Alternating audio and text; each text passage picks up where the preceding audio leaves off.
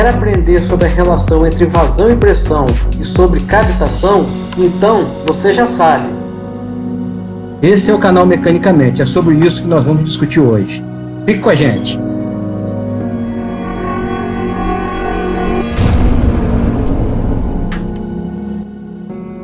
Olá! Hoje nós vamos falar sobre a relação entre a vazão, a velocidade e a pressão nos sistemas. E o que isso implica no que diz respeito à cavitação, que é uma consequência muitas vezes desse processo. A primeira coisa que nós vamos tratar é da vazão. Vamos pensar como é a maneira de se modelar matematicamente a vazão. A vazão, ela pode ser modelada matematicamente de duas maneiras diferentes. A primeira é a que a gente costuma usar quando a gente está pensando em um reservatório. Imagine que você vai ter que encher um reservatório de 1000 litros em 1 hora. Consequentemente, você vai precisar de uma vazão de 1000 litros por hora. Isso é uma formulação bastante utilizada no que diz respeito a transferências de volume quando a gente está pensando em reservatórios. A gente pensa no volume transferido, 1000 litros, pelo tempo que levou para transferir, 1 hora. Então eu tenho um volume de 1000 litros por hora. Quando nós estamos pensando no deslocamento dentro de um duto, é comum que a gente mude este modelo matemático para um modelo mais adequado para esse tipo de análise. No nosso caso, o que a gente sabe do curso de física? A gente sabe que volume ele é a área vezes a distância. Imagine aqui o volume dentro desse duto. O que seria? A área vezes uma certa distância de duto. Aqui dentro eu tenho um volume. Se volume é área vezes distância, e a gente sabe que na física distância dividido pelo tempo também é conhecido como velocidade, uma outra maneira de eu modelar a vazão é como área de passagem de um duto vezes a velocidade com a qual o fluido está passando aqui. Então existem esses dois modelos matemáticos possíveis aí para a vazão. No nosso caso, nós vamos trabalhar com esse modelo aqui, área vezes velocidade.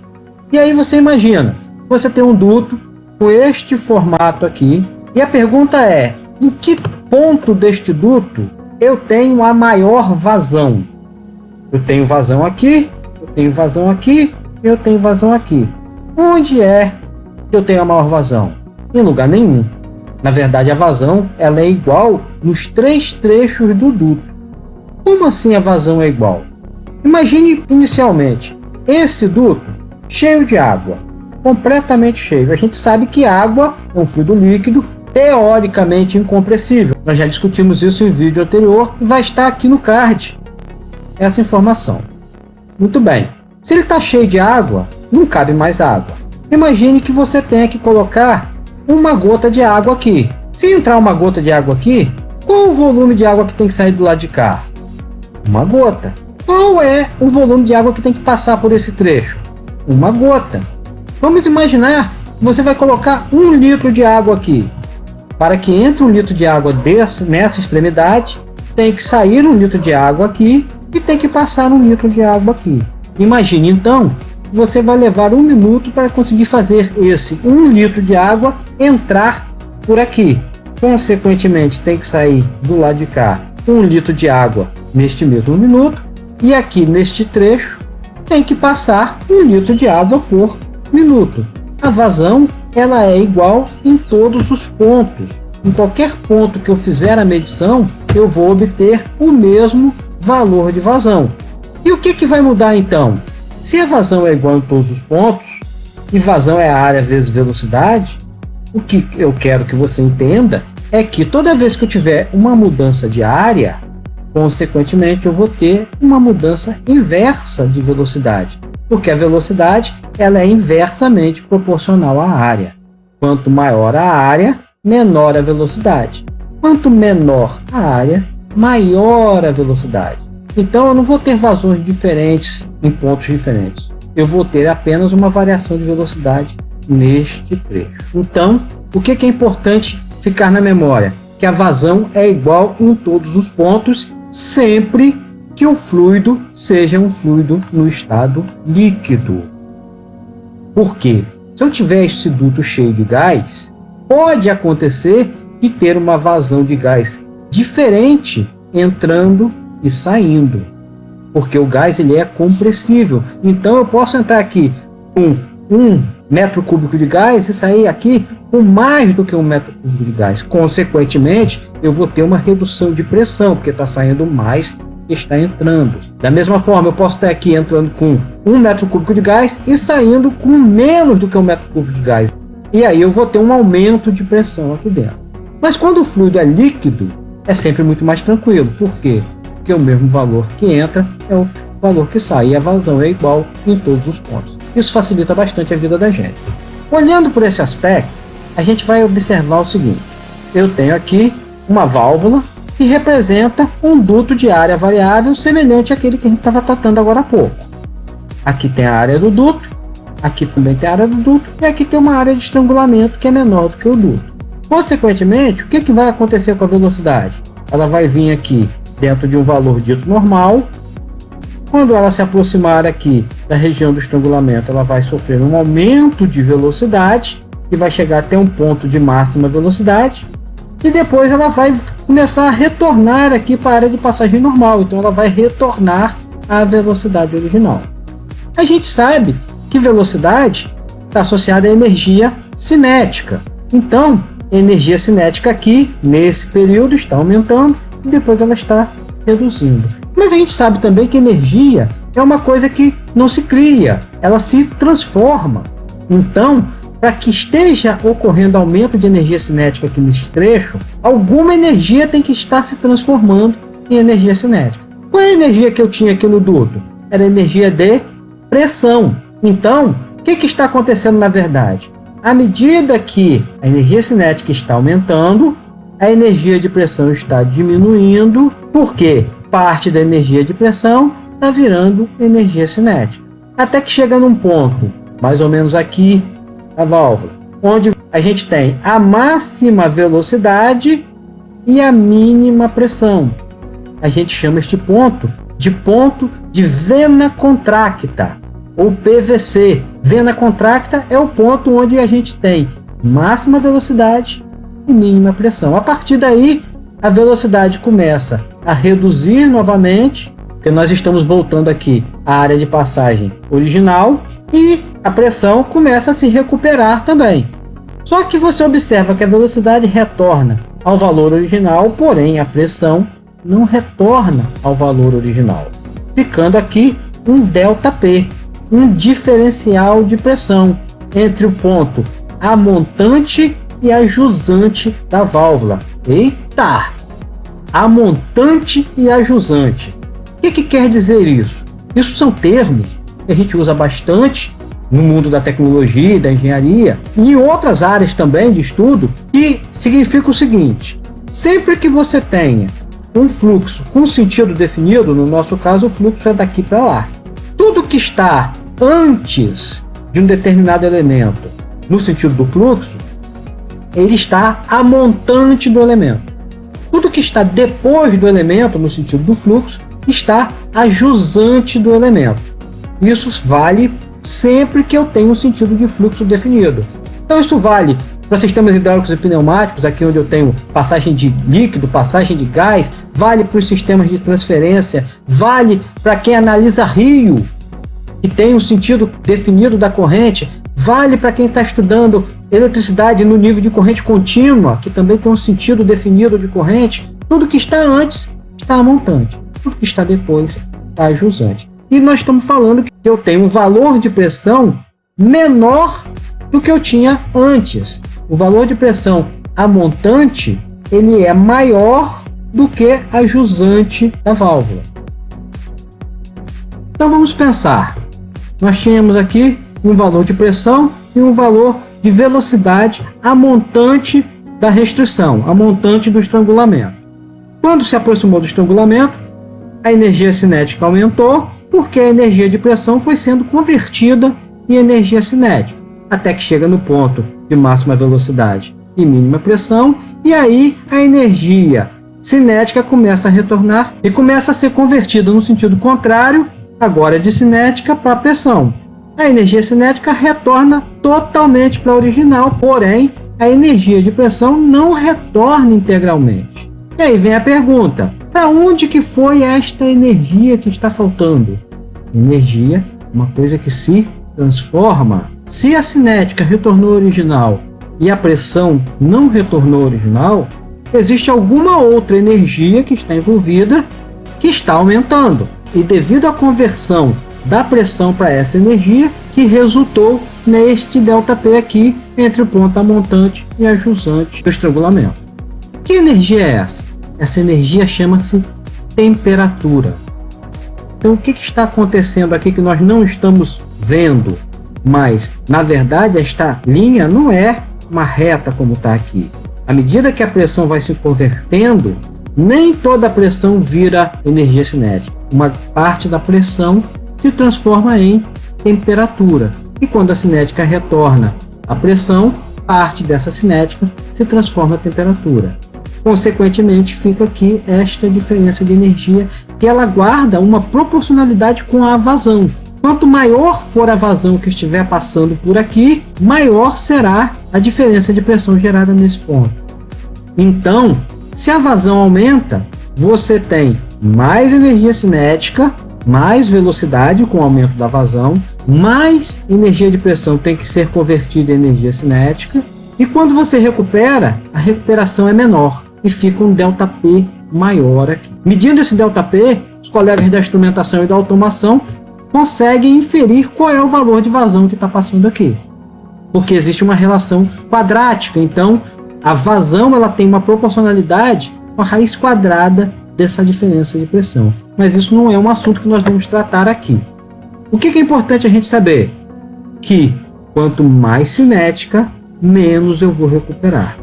Se por acaso eu começo a reduzir a vazão, o aumento de velocidade começa a se tornar menor, a conversão de pressão para velocidade também vai se tornar menor e eu vou conseguir recuperar mais. Se eu reduzir mais ainda a vazão, eu vou ter menos velocidade, menos pressão vai ser convertida e a recuperação vai ser maior ainda. Qual seria a condição em que eu teria a máxima recuperação de pressão? Ou melhor, a recuperação integral de pressão? No momento que a vazão reduzisse tanto, ao ponto de zerar. Para que eu tenha recuperação integral de pressão, eu tenho que ter a vazão igual a zero. Então eu tenho não mais uma condição de pressão dinâmica, mas sim uma condição de pressão estática. Pois bem, então vamos pensar agora na seguinte questão. Existe aqui a pressão de vapor do líquido. A gente já discutiu pressão de vapor lá no vídeo de equipamentos hidráulicos industriais, então você vai poder retornar aqui no card e relembrar lá o que foi visto no vídeo de equipamentos industriais. Se você ainda não viu, aproveite. Bom, a ideia da pressão de vapor, a gente sabe, existe uma pressão na qual o líquido, na temperatura que se encontra, muda de fase. Esta pressão, ela tem que ser sempre inferior à pressão do sistema para que o líquido se mantenha no estado líquido. A partir do momento que a pressão do sistema fica inferior à pressão de vapor daquele líquido, naquela temperatura que ele se encontra, vai acontecer a cavitação.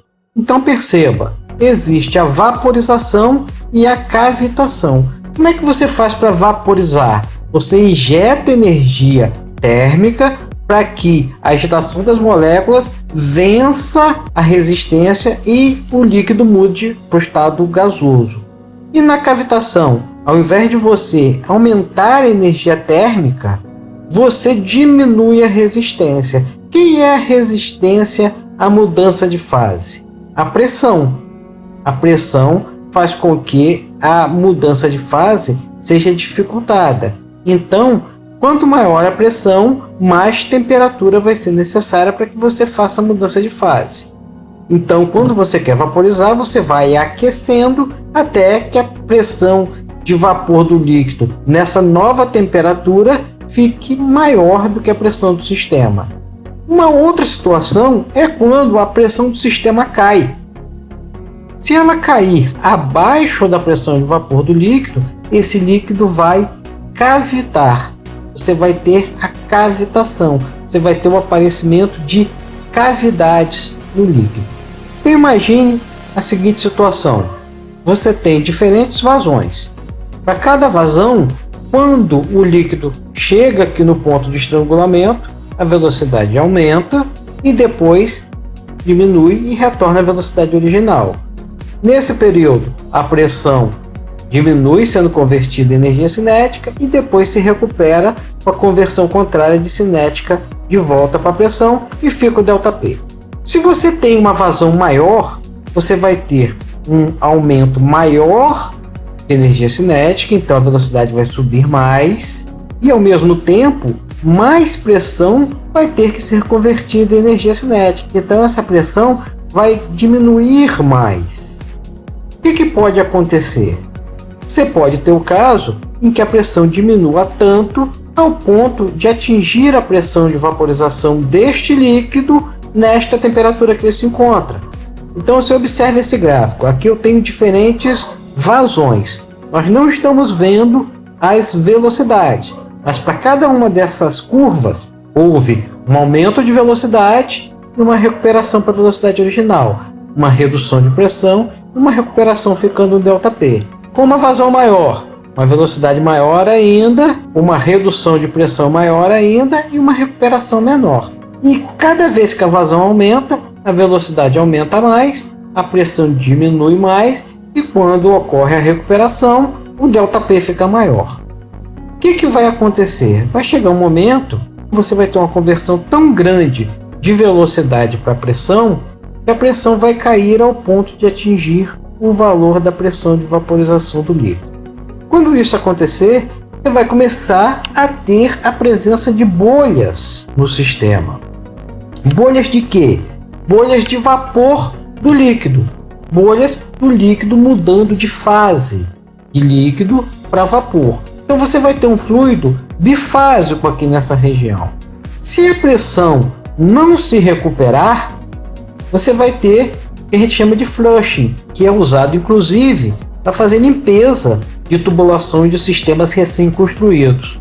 Mas o que normalmente acontece é que após a redução de pressão, o líquido passa pelo estrangulamento, volta à área normal de passagem, então a velocidade diminui e a pressão se recupera. Então você imagina aquela bolha que apareceu porque a pressão diminuiu, o que vai acontecer com aquela bolha a partir do momento que a pressão se recupere? Ela vai voltar ao estado líquido, ela vai sofrer uma implosão. Quando um líquido muda de fase, de líquido para vapor, ele aumenta muito o seu volume. Quando o vapor retorna ao estado líquido, a redução de volume é muito grande. E essa redução de volume gera uma onda de choque que é capaz de agredir as superfícies próximas. Então, você tem aqui o aparecimento de bolhas, é o momento que a cavitação aconteceu, e você tem aqui a recuperação da pressão. Se o líquido cavitar, as bolhas vão aparecer. Se a pressão se recuperar, essas bolhas vão implodir e nesta implosão vai haver um dano. Então perceba, é muito comum as pessoas associarem a cavitação ao dano. A cavitação não é o dano. O dano é uma consequência da cavitação. Inclusive você pode ter cavitação sem ter dano, como é o caso aqui do flushing. Só que na grande maioria dos casos, você tem a cavitação e depois a pressão se recupera. E aí ocorre a implosão e o dano. Para a gente ter uma noção melhor, isso aqui é uma imagem de uma válvula e ela era perfeitamente cônica antes da cavitação. Olha como o processo de cavitação desgastou, destruiu tanto a sede quanto a contrasede dessa válvula. É isso que nós não queremos. Isso é o que nós queremos evitar que aconteça no nosso sistema. Então a cavitação, ela não é o dano. Ela pode gerar o dano e na grande maioria dos casos gera. Então, qual é a maneira de você evitar o dano da cavitação? Evitar a cavitação. Se não cavitar, se a bolha não aparecer, ela não vai implodir. E se ela não implodir, não vai ter dano. No caso de uma válvula como essa daqui, como então nós vamos fazer para que não ocorra a cavitação? Não podemos deixar a pressão cair tanto ao ponto de atingir a pressão de vapor. Por que a pressão caiu? Porque a velocidade aumentou. Então, a gente tem que estar pensando aqui em estar dentro de uma faixa de velocidade onde a pressão se mantenha acima da pressão de vapor do líquido. No nosso próximo vídeo, nós vamos falar sobre cavitação em bombas. Nós vamos poder detalhar um pouco mais esse fenômeno da cavitação. Mas antes disso, não se esqueça, vá lá no vídeo da playlist de equipamentos industriais e assista o vídeo que trata sobre pressão de vapor. É muito importante que você entenda a pressão de vapor para você entender melhor a cavitação. No mais, se você gostou desse vídeo, deixe seu like, deixe seus comentários, compartilhe esse vídeo, se inscreva no canal e ative o sininho para as notificações. Fique com a gente, o mundo da mecânica é para você também.